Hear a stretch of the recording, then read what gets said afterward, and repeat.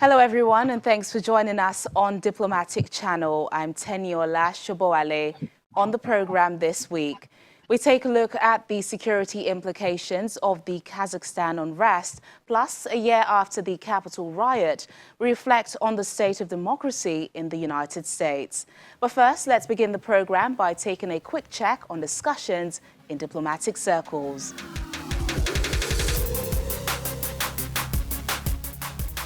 سبکی رو که جنایتکاران دارند رو نداریم اما سبک متعلق به خودمون رو داریم. Iran has imposed sanctions on dozens of United States officials, many of them from the military, adding to its blacklist of individuals whom it says played a role in the 2020 assassination of its top general, Qasem Soleimani. برنده مقاومت. Iran says 51 Americans have been blacklisted in relation to what it describes as the terrorist act of the Islamic Revolutionary Guard Corps general's assassination and human rights violations. The move comes shortly after the second anniversary of Soleimani's killing in a US drone strike ordered by former President Donald Trump.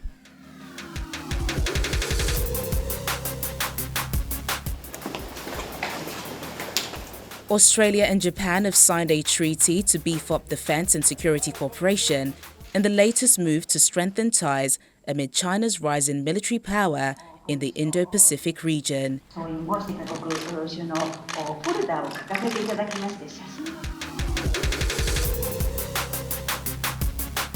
Yogi, great to see you.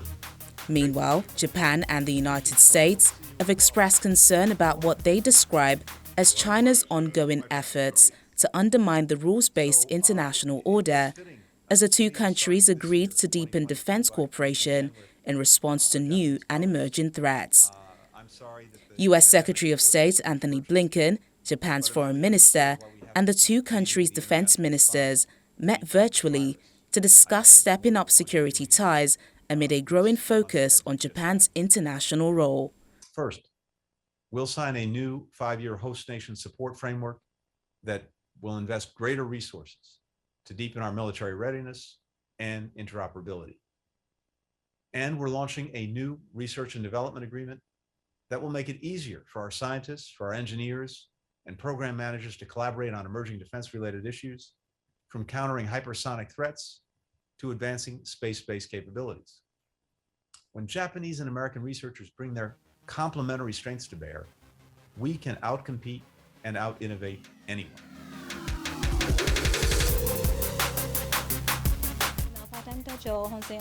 And finally, Cambodian Prime Minister Hun Sen has met with Myanmar's military ruler amid criticism of the first visit by a head of government since the army seized power from an elected government last year.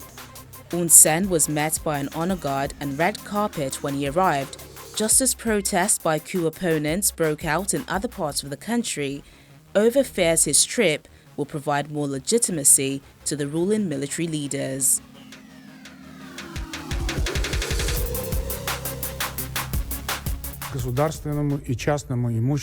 In a televised address, President Kassym Tokayev dismissed calls to hold talks with protesters as nonsense, instead warning that he has ordered security forces to shoot to kill without warning. He also blamed foreign-trained terrorists without giving evidence. Terrorists continue to damage public and private property and use weapons against citizens. I gave an order to law enforcement agencies and the army to shoot to kill without warning. There have been calls abroad for the parties to move the negotiations to a peaceful resolution of the problems. What nonsense! What kind of negotiations can there be with criminals, with murderers? We had to deal with armed and trained bandits, both local and foreign. That's right, bandits and terrorists. That's why they have to be destroyed, and that will be done soon. At the request of President Tokayev, Russia has sent peacekeeping forces. They arrived on Thursday amid warnings from the West to Moscow to respect Kazakhstan's sovereignty. We have questions about the nature of the request, why it came about. We're seeking to learn more about it. It would seem to me that the Kazakh authorities and government certainly have the capacity to deal appropriately with protests, to do so in a way that respects the rights of protesters while maintaining law and order. So it's not clear why they feel the need for any outside assistance. There are very particular drivers of what's happening in Kazakhstan right now, as I said, that go to economic and political matters. And what's happening in there is different from what's happening on Ukraine's borders. Having said that, I think one lesson of recent history is that once Russians are in your house, it's sometimes very difficult to get them to leave. In almost a week of protests, dozens have been killed, including citizens and police. The unprecedented crisis marks the worst violence Kazakhstan has seen since gaining independence 3 decades ago. The Interior Ministry said that 26 armed criminals had been liquidated and more than 3,000 detained since last weekend, while 18 police and National Guard service members had also been killed. Protests, which are rare in the relatively stable former Soviet nation, began over rising fuel prices. But the rallies have since morphed into violent anti-government riots. The government has said that fuel price caps will be restored for 6 months, but the announcement has failed to end the protests. Following the violence seen in Kazakhstan recently, troops were deployed to patrol the streets of Almaty under government orders to fire without warning on protesters. Dozens of people have already been killed in the protest triggered by a rise in fuel prices. Russia has sent paratroopers to the former Soviet state at the request of the country's government. But the UK and US have questioned Kazakhstan's decision to seek Russian military aid to deal with the violent unrest. Security analyst Chidin Waunu joins us to explain the broad security implications of this issue. Mr. Chidin Waunu, thank you so much for joining us on the program. Good evening, and thank you for having me. So the violence seen recently in Kazakhstan has shocked just about everyone, with fears that it could lead to an uprising in the country. What are the security implications of this unrest for Kazakhstan and the wider region? Well, I think the security implications per se are slightly, are maybe not as also what I'm looking for is not as severe as in countries, for example, like Ukraine or in Belarus that we've seen recently. Kazakhstan has a slightly different system. It's a kleptocracy with a single clan or family who've been running that country for over 30 years since the fall of the Soviet Union. I mean, they've recently kind of stepped down and put in the new presidents. But the old president has stayed until recently, until the government was cancelled, as the head of the state council per se. So it's less of a security threat to the region. It's more a political threat to the rulers of the region. So you've got various rulers in Central Asia, from Turkmenistan to Kazakhstan to Uzbekistan, who all follow that same strongman kind of model, the same post-Soviet or Soviet, post-Soviet leaders who've held on to power through cliques or clans for long periods, you know, controlling the economy, controlling the security architecture, controlling the politics to their own benefit. And you've got very young populations who are tired of this. And, you know, you'll find that whilst the the old president, Nazarbayev, has stepped down and, you know, taken this job and had another person step forward as president, once the protests had gone beyond, you know, just economic issues, the main chant for the protesters was to get rid of the old man, let the old man step down. And that's something that's quite chilling for, you know, the various rulers in the region, be it Putin, Lukashenko, or whoever it is in that area. That's something they wouldn't want to see replicated in their countries. So this is the first time the CST, or the maybe what you would call the Central Asian NATO, has actually operated beyond exercises. And you'll notice that they didn't intervene last year in the Armenia Azerbaijan war, but they were quite quick to react. You know, it took the Russians less than 13 hours to move troops from Russia into Kazakhstan. This shows how important they consider maintaining stability and not allowing regimes to be toppled, particularly regimes that all have a very similar look and feel. But what exactly is Russia's interest here? Along with the UK, the US has also questioned the deployment of Russian troops in the region. Some have suggested that the Russian leader, Vladimir Putin, is using a similar playbook in Kazakhstan to one that he has used over almost a decade to threaten the sovereignty of Ukraine. Is this what we're potentially seeing here? I wouldn't like to say yes. I wouldn't like to say no, because it's very early in the day for us to understand the entirety of the situation. There's several factors that we need to take into account. There's the agency of the Kazakh people themselves. This is, from all intents and purposes, a popular uprising, something that has been generated by a genuine economic grievance, and it's taken place in an area where people expected an uprising to take place, in the wealthiest part of the country, in Almaty, where there's always been a kind of a dissident element. You've also got to bear in mind the agency of the Kazakh government in of itself. So as I said, the old government, Nursultan Nazarbayev, has stepped down and handed over power to a new president, Tokayev, but he's also retained a lot of power in terms of control of the state council, the security architecture. But now that government has been dismissed, so technically Nur Sultan, for the first time in over 30 years, is out of power. So how much of this is an internal Kazakh power play, we can't tell. And then if we look at the external actors, Russia per se, the Russians have always been slightly irritated by the Kazakh kind of foreign policy, in which they've balanced the various powers around them. They've balanced Russia against the West, against China, against Turkey. And they've done that quite well to make sure no power has a influence over them or a say over them. And also they can, move wherever they like with, maximum freedom and flexibility. By, calling the Russians in, or the CSTO, which means the Russians in, they've kind of pushed themselves very much into the Russian camp. So it's less the Russian play that's going to be interesting here. I mean, it's more what the Chinese, who have a great interest there, who buy a lot of Kazakh oil, Kazakh precious metal, not precious metals, a lot of metals, uranium from them. What's their play going to be? And that's, I think, where the interesting kind of dynamic will come from. But realistically, though, can the Kazakhstan government deal with the protest itself? Well, it seems to have suppressed it so far. Kazakhstan in of itself is, for its size, so it's the size of Western Europe per se. So it's a continent, if you would put it that way, and it's not that densely populated. So this is why I said, Almaty, the commercial capital, the old capital, is seen as, that's where a huge proportion of the population is. So once you've secured these dense urban areas, you've more or less secured the country. If it gets to the point of an insurgency, then that's a whole new ball game, which is a completely different problem set.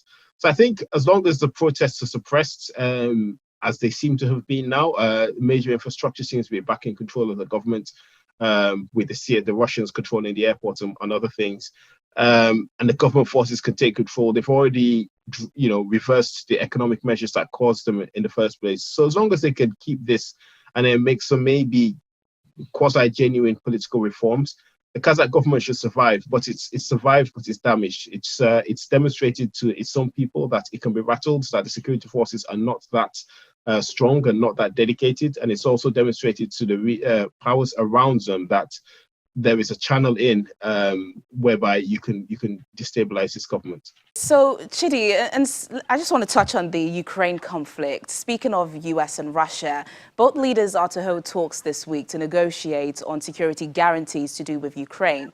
How do you see that going? Many have said that Russia is simply using this threat of an invasion to win concessions from the West.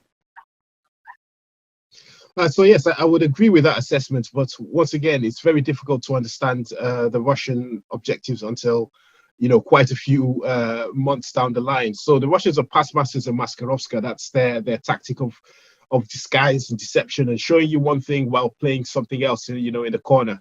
So putting thousands of troops on the Ukraine's border, it's a great threat, but in reality, an invasion would cost Russia just as much as it would benefit them, and all they would really gain is an underdeveloped part of Ukraine that they need to pour money into. So what they actually want is most likely to stop any other country from joining NATO. In reality, what they've done is make other countries like Finland, Sweden, really, really think about joining NATO as a definite strategic move. So unclear whether this is what they genuinely want, or they've got some other concession that they're looking for, whether it's with Nord Stream 2 pipeline or whatever it is. So we're most likely going to see this conference not really go anywhere. They're most likely going to try and press the US to make concessions. The US will most likely resist, and they will still keep that threat going, and then we'll fight. We'll see what their final objective is. But unfortunately, we're in a position now where, unless there is an easy way for Putin to back down, it will look like he's losing face. So we are very likely to see some sort of an escalation in Donbass, and then we will actually understand what the Russian objectives are. All right, then, security analyst Chidin Wanu, thank you so much for your thoughts on Diplomatic Channel. Thank you. Thanks for having me. When the program returns in just a moment, U.S. marks anniversary of Capitol riot. President Biden accuses former President Trump of spreading a web of lies about the 2020 election. Please stay with us.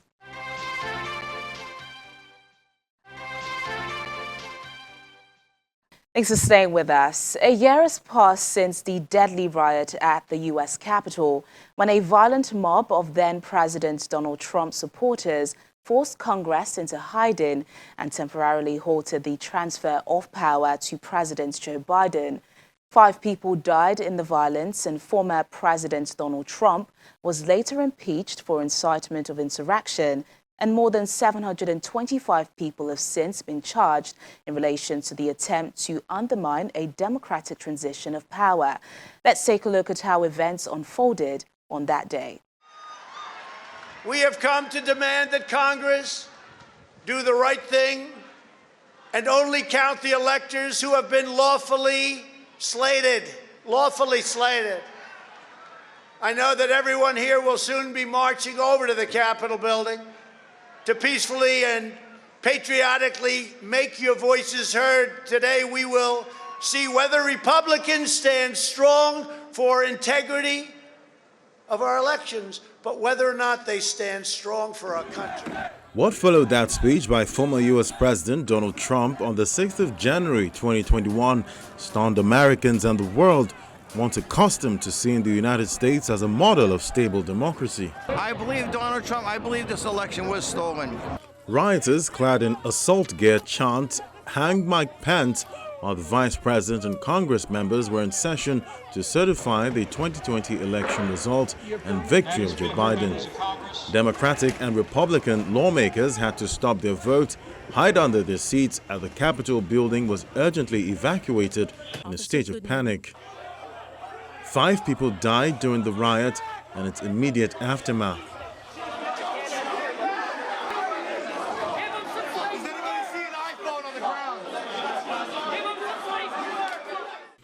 Mr. Trump was impeached by the U.S. House of Representatives for inciting the riot, but last month the former president remained defiant, rejecting any criticism of his role in an attack that he said was a completely unarmed protest of the rigged election. While he appears to have escaped legal repercussions for the Capitol riot so far, many of the supporters have not. Hundreds have been charged with federal crimes. Meanwhile, since July 2021, the events of January 6 have been under investigation by a partisan House Select Committee in charge of investigating what many have described as one of the darkest days of America's democracy. Investigations have shown a concerted effort by Trump and his allies to prevent Pence from leading Congress in certifying Biden as a lawfully elected president. Although he has shown no evidence that the election was fraudulent, polls show that around 2/3 of Republican voters believe him.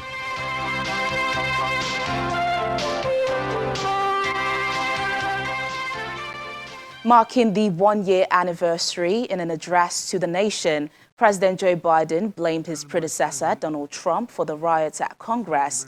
He says Trump created and spread a web of lies about the 2020 election in the lead-up to the attack.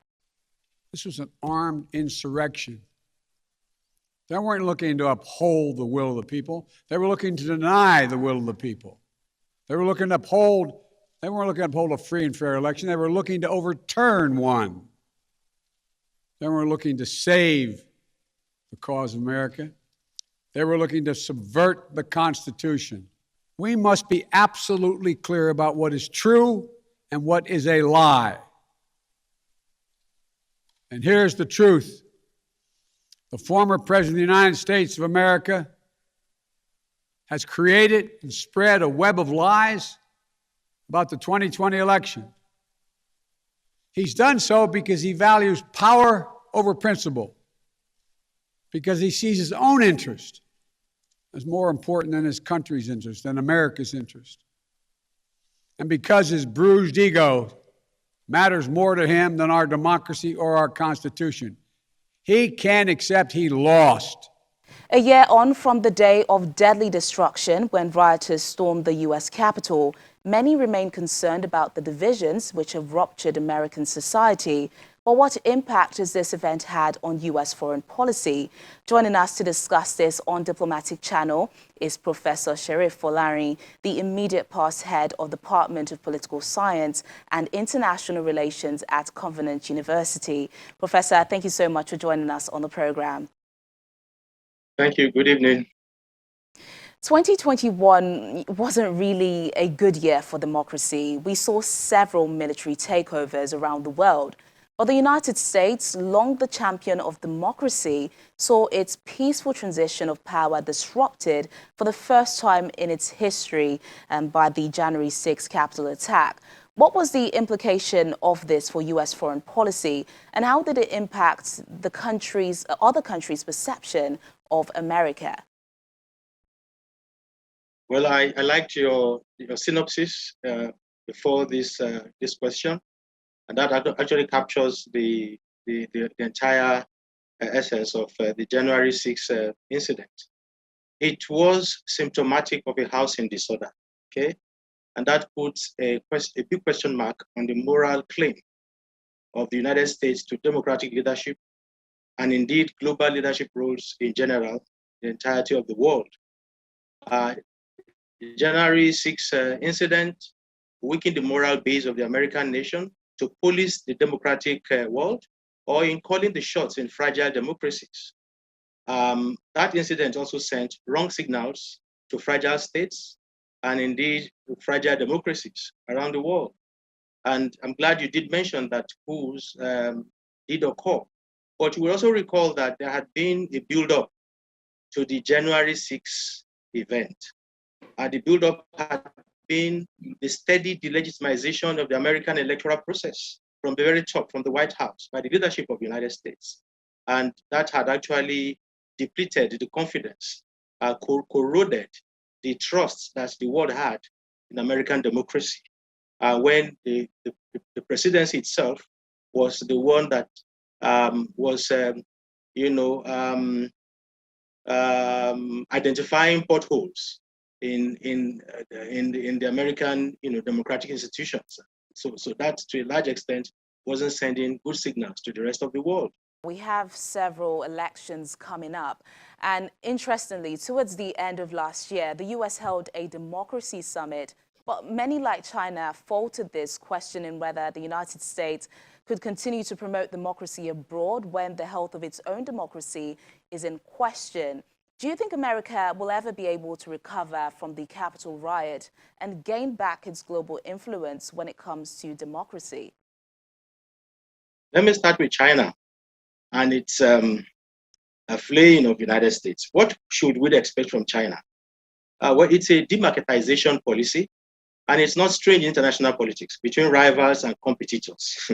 Before the 2020 elections, remember, there had been disputes on trade between the two countries. There had been disputes on who controls the Pacific, and there were also disputes on who created coronavirus. If you recall, China had been demarketed by the Trump administration, which called the virus the Kung flu, or Chinese virus. So also America had been on China's jugular on overbearing acts in Taiwan and Hong Kong. So January 6 just, gave a very ample opportunity for China to pay back. And so China also started its demarketization of the United States with the unfortunate incident of January 6, which was quite bad for the US image globally. Now, on the question of whether America can regain her global leadership and moral fortitude, for me, it is either a yes or a no. Now, if the dissenting parties in the United States, that's the Democrats and the Republicans and all other political stakeholders in that country can close their ranks and call the January 6th insurrection what it is, a coup, condemning it and then prosecuting all the culprits from the top to the very bottom, the world would applaud the United States once again. And would not be surprised that the US would have provided another shining example as that shining city on the hill, as a people who can salvage a vulnerable union from an imminent collapse. So this kind of, trajectory would have turned the fortunes around for the United States. And I can assure you that this would restore her respect and command in world politics. All right, then. So much to touch on, Professor Sheriff Olari. Thank you so much for your thoughts on Diplomatic Channel. Thank you, Tanya. And that's the program today. Thank you for joining us. Remember, you can catch up on all our other episodes on youtube.com/channelsweb. I'm Tenyola Shobowale. Bye for now.